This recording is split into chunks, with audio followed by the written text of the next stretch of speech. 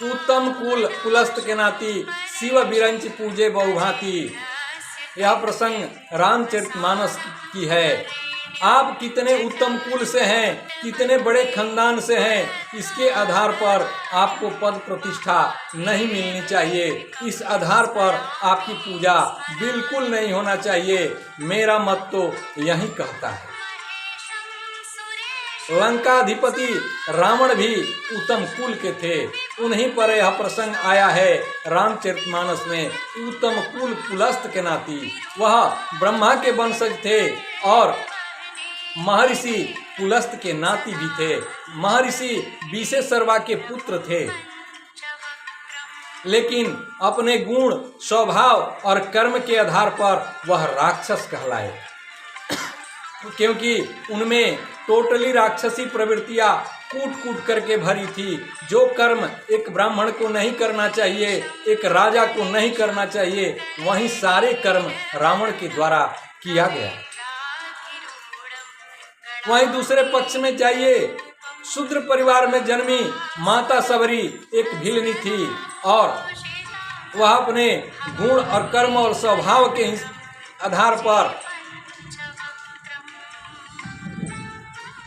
राम भक्त कहलाई और सदैव पूजनीय है।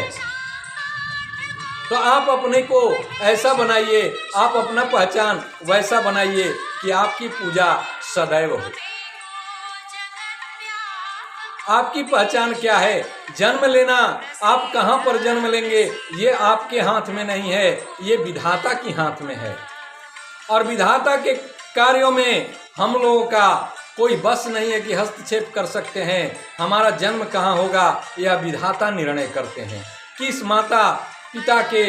माता के गर्भ से हमारा जन्म होगा ये हम कभी नहीं जानते हैं।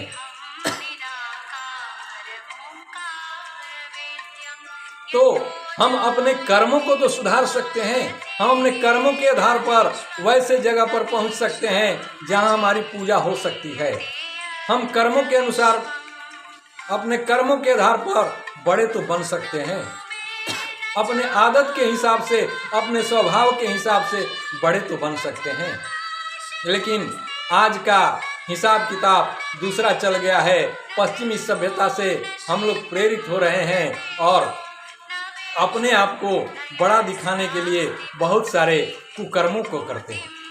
अरे कुकर्मों को त्यागो भाई, सत्कर्मों में लगो और अपने कार्य को निष्ठा पूर्वक करो और अपने कार्य को ही पूजा समझो, अपने कार्य को निष्ठा पूर्वक करो।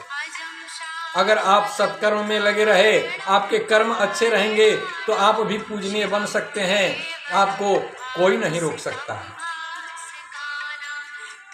इसलिए आप लोगों से हाथ जोड़कर प्रार्थना है, विनती है, निवेदन है कि आप लोग अपने कर्म को सुधारिए और भारत का जय घोष कीजिए।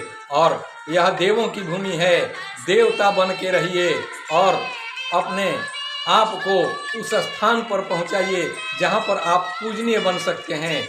जैसे हमारे इतिहास में बहुत सारे उदाहरण भरे पड़े हैं। महाराज विश्वरथ, ब्रह्मर्षि विश्वामित्र बन सकते हैं तो मैं क्यों नहीं? ये प्रश्न है। इस प्रश्नों का जवाब आप लोग हमारे कमेंट बॉक्स में जरूर दीजिएगा।